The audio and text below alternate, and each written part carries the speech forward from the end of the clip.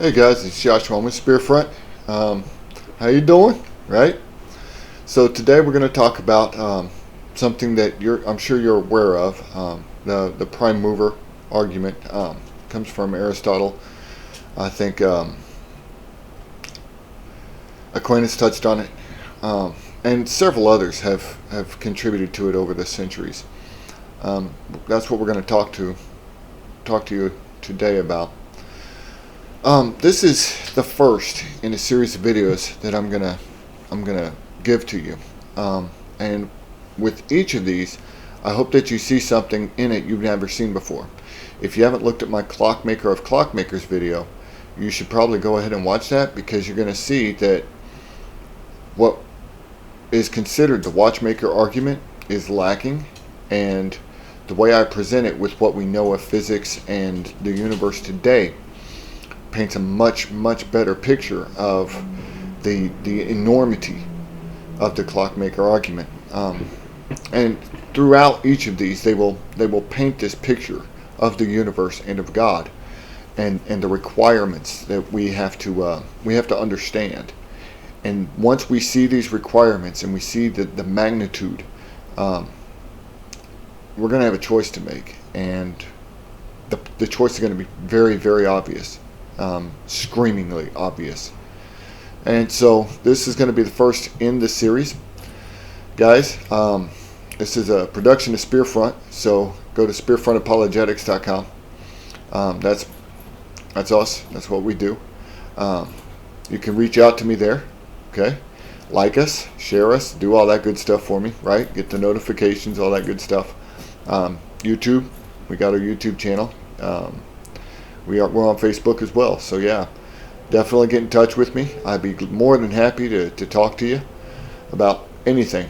The whole goal is to reach out and make friends and get to know other people. All right, that's the point. So let's get into it. All right. So like I said, today we're going to be talking about the prime mover argument. So the prime mover argument's quite simple, and the logic's perfectly sound. There's 6 different things that we know about this. Okay, we live in a universe. Okay, that is a cause and effect universe. For every cause, there is an effect. One kind of defines the other, and there's a lot of philosophy that goes into all of this. We'll get into some of that, but I'm not going to get so weighty so as to lose you. Okay. I'm still studying some of this stuff myself. All right. So we live in a cause and effect universe. Now, the second one is that each thing in existence is an effect of a previous cause. Now, people say sometimes that, well, then God had to have a previous cause, but that's not the God that works. Okay.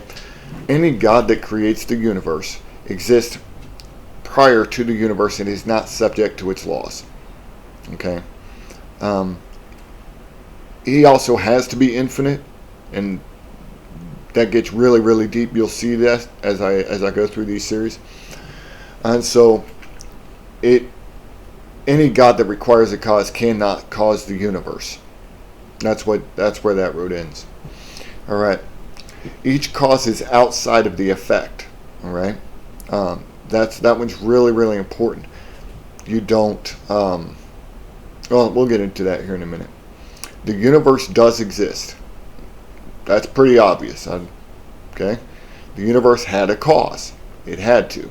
Okay? We'll get into that one as well. We'll discuss whether or not the universe had a cause. And then we're going to discuss why the cause had to be outside the universe. All right? So, we live in a cause and effect universe. This idea works every single time. And it's every single thing that's ever happened in the history of the universe is based on this premise. Period. Okay? There are examples of retrocausality. All right? But retrocausality is a theory in quantum mechanics. And it doesn't play out in physical reality. Okay? It's a math trick is what it is. You're borrowing time, you're borrowing energy from a future time. But it's just math. And it doesn't really work like that. You have to actually move time in such a way so that time does not move forward. It exists separately from space. That's not what Einstein said. In fact, Einstein said that space and time were precisely the same thing. You can't do that. Okay? So retrocausality, that doesn't work at all. All right? So anyone who's banking on this retrocausality, they're going to be banking on quantum theory that they don't understand. All right? And anyone says that they understand quantum theory doesn't. It's not me saying this. It is the cosmologist and the physicist and the people who work on quantum mechanics. All right. They're the ones telling it that nobody really understands it. There's stuff going on we don't get. All right. So you can't remove the causality by saying that a future event can cause itself. When we get into the beginning of the universe thing, we're going to get back to that. But it doesn't really work. It's not real. It's a math trick. That's all you got to know on that. So each thing that exists is an effect of a previous cause within our universe, which involves time and sequence of events. The thing does not predate its construction. Laws of the universe forbid this. Again, the only objection to this would involve the quantum mechanics, and that doesn't hold up to scrutiny. Virtual particle theory. Well, here, I can show you virtual particle theory real quick. It's super easy. So here's my fist, right? Yeah. Okay, now I have fingers. They just popped into existence. Oh, now I have a fist. Now it just popped into existence. When you study SED physics or zero-point energy, we observe this. This is exactly what happens. You can observe it in water too. The waves come together and meet, and their crest meet, and there's a white foam that pops out of the ocean, right? It didn't just pop into existence. There's a reason for it, you know. That's what virtual particle theory is. Super easy stuff when you look at it that way. All right. So we think that God might be required to follow some of these same laws, but that's not true to the nature of God. And any God that needs to follow these laws cannot be the God, right? That's the big problem with Thor or Shiva or anything else like this, because they are bound to the physical. They're bound to human laws.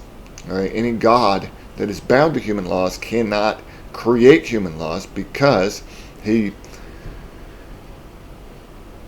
cause has to be greater than the effect. That's the second law of thermodynamics. It gets very much into physics, but basically you can't borrow energy from something that doesn't have enough energy to give you what you need. That's how that works. All right? Existence itself is only an outpouring of the extension of God's being. All right? It's very important that you understand that. God is the only self-contained existence that there is. He created the universe, and in fact, God is the only thing that can create. And you say, well, we can create a bicycle or a Ford or a tabletop or various skyscrapers, you know. No, we're not creating anything. What we're doing is manipulating our environment and taking what God has created, manipulating that to accomplish a task. Okay? Ecclesiastes chapter 3 tells us that mankind cannot create or destroy that which the Lord has made, and he has done this that men may respect him. Well, there's a great story that speaks to that, and it says that so people say, well, we're going to go and we're going to create the things that God has created, and so they take seed and they go and they get some dirt and they're going to build this garden like the Garden of Eden, and God says, no, wait a minute, no, you need to go get your own seed and your own dirt. You can't use mine. That's not creation. That's what creation means, right? So when we're talking about creation, it's very important that you got to understand it's ex nihilo, from nothing. God spoke and this occurred. All right, In fact, there's even evidence of that, which we'll get into in a later episode.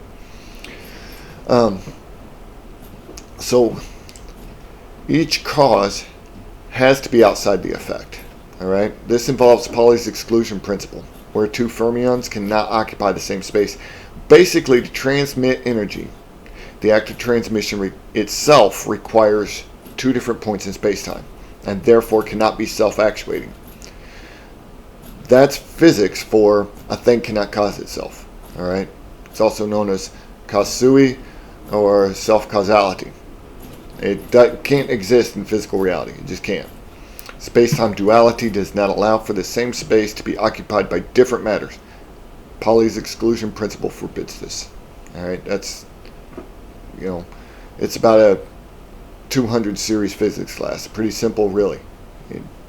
I can't take my fist here and my fist here and make them occupy the same place. It doesn't work. All right. So, using these premises, we're going to look and see that the universe exists. Now, believe it or not, there's people that are so very obtuse as to say that the universe doesn't actually exist and we're all in some hologram, and this actually comes from the study of the surface of black holes. All right. Of course, the universe exists. If you run across somebody who says the universe don't exist, punch them in the nose, because it's going to come to existence really quick. All right. Which, by the way, that is also how you solve the moral dilemma. It's all fun and games till somebody gets hurt, and then things start getting serious. Okay. Now, the universe had a cause. This is true because each thing in existence is an effect of a previous cause, God being the external existence that caused the universe, and each cause being outside of the effect, right? The universe had a cause, right? So, let's see here. The universe has a cause, and this is true because each thing in existence is an effect of a previous cause. The universe is in existence and therefore must be the effect of a previous cause. All right?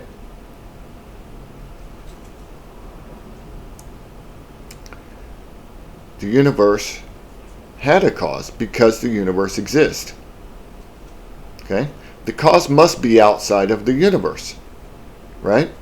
Because of Pauli's exclusion principle, right? That we talked about.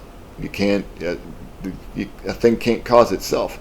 So this makes perfect logical sense, and it's testable, observable, repeatable, and falsifiable. It works 100% of the time, every single time, in every instance, in everything that's ever occurred in the history of the universe. Think about that. Everything that's ever happened in the history of the universe says what I am telling you is true. There's nothing that's ever happened that contradicts this. Nothing. All right?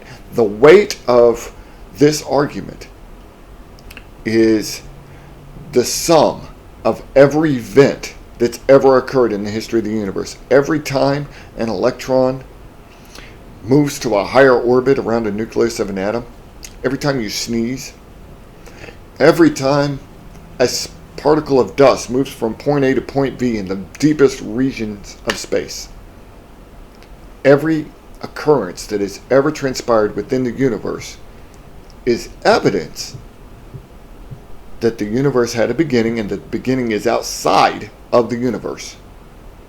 Okay? I also believe that ultimately,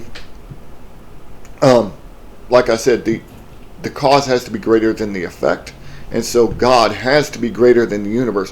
Whatever caused the universe is God, by default. It has to be infinite because time came to existence at the time of the universe came into existence. That's what Einstein said. Space and time, same thing. They're not different. They're not two sides of the same coin. They are precisely the same thing. All right? So, here's what we have. it paints a very beautiful picture, and it has a very, very strong argument behind it because we have so much evidence, right? Everything that's ever happened. That's a lot of evidence. It really is. But believe it or not, there's people that object to this. They wave their hands and say, no, no, no, no, no. Look, here's some things that kind of defeat your whole premise, your whole idea. All right. The universe does not require a cause. Okay, well, why doesn't the universe require a cause? Well, because before Planck era, which is 1 times 10 to the negative 34th second. Okay, that's a number, and it's an extraordinarily small number. Let me put this into perspective. We're talking about moving at the speed of light and crossing a distance so very small so that if I take a proton and I blow that proton up to the size of the Earth, what we're talking about is smaller than a proton would be at that scale.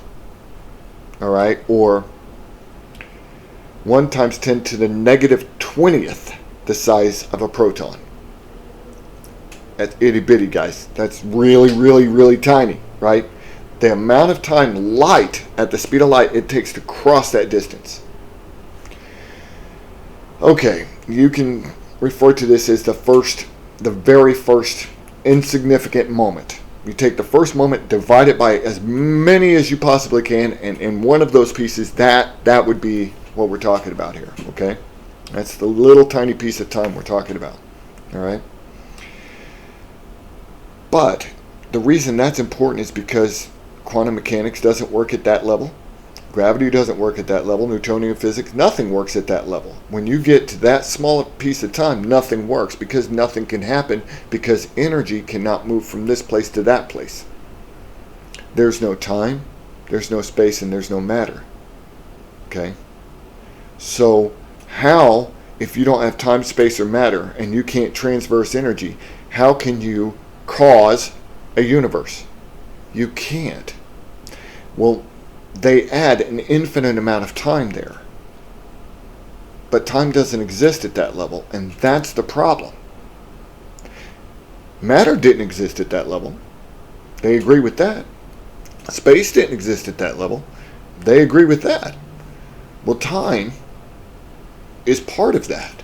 And if you don't have matter and you don't have space, you don't have time. Ask Einstein. He's the guy that did that. That's what made him so famous. I mean, this is good stuff here, right? You can disagree with Einstein if you want to, but you're gonna need something pretty powerful to do that with.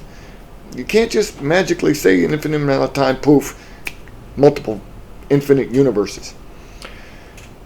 That's the other problem with it. We don't have any evidence whatsoever that there's another universe out there somewhere. None. It is not testable, verifiable, repeatable. None of that. It's some dude's idea, and it's a ridiculous, silly cartoon idea, if you ask me. Yeah. All right. So that's the first problem. By the way, I want to give you this because multiverse comes up a lot, and I want to talk to you about what cosmologist Paul Davies said in an interview with NPR. If you go and you Google this, right? You Google, do fairies exist? Paul Davies, right? Here's what you're going to find. You're going to find this interview with NPR that he said. He said, if by fairies we mean fabulous little entities capable of flight and magical deeds that defy what we consider reasonable in this world, then yes, by all means, there could be fairies somewhere in the multiverse. In fact, there has to be fairies somewhere in the multiverse because if you can imagine it and it could physically exist, it does physically exist. This means they believe Chewbacca and Han Solo are flying around in the Millennium Falcon somewhere because physically it can exist. Therefore, somewhere it does because you have an infinite number. Look, if you got to reach to little fairies and Chewbacca to get rid of God, dude, honestly, that's really, really strong evidence for the existence of God, because ain't nobody out there really thinking Chewbacca exists. Ain't nobody, my little kids ain't buying this. They're like, no, Dad, Chewbacca ain't real. Period. Just get rid of that right now, right? But these cosmologists, that's the extent they're reaching to. Why are you reaching so far and so hard as to say Chewbacca exists or little fairies exist? Why would you reach that far? Because you got to go that far to get rid of God. That's why. Okay? All right. So, the next thing that they say is that the universe is infinite. Universe is not infinite. Okay?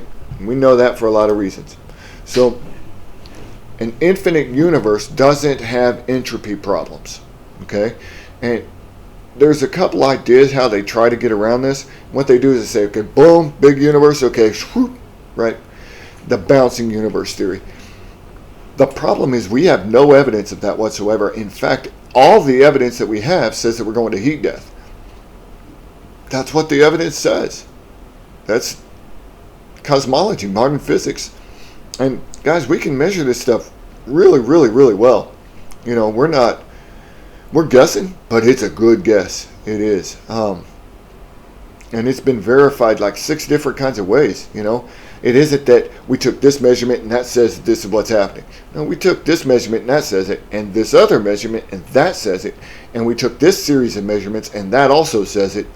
So we have a lot of different lines of evidence saying that this is the way it is. Okay? The bouncing universe thing, the infinite universe idea, no. Even if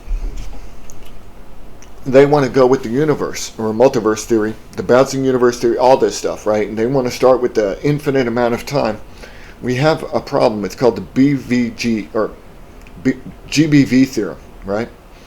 And here's what one of the V stands for Vilenkin. Alexander Vilenkin's one of the cosmologists that come up with this, right? And he says, with the proof now in place, cosmologists can no longer hide behind the possibility of a past eternal universe. There's no escape. They have to face the problem of a cosmic beginning. Okay? Even with the many worlds hypothesis or the multiverse or the bouncing universe, you're not going to get away from the beginning of the universe. Even in that, you still have to have a beginning. Okay? So, what we arrive at here is a very particular place. The universe had to have a beginning by something more powerful than the universe that exists for an infinite amount of time. It had to have a cause. Okay? And everything that ever occurred in the history of the universe speaks to this. You can't rewrite the rules. You can't add an infinite amount of time. And even if you do, it still doesn't work. Aristotle had it right. He did. And the physics we know today prove it. From the very, very small to the vastness of the entire universe. We know that. We know he was right. That's awesome. Guys, I know I got a little bit deep there for a minute. And I know I went over a few things a few times.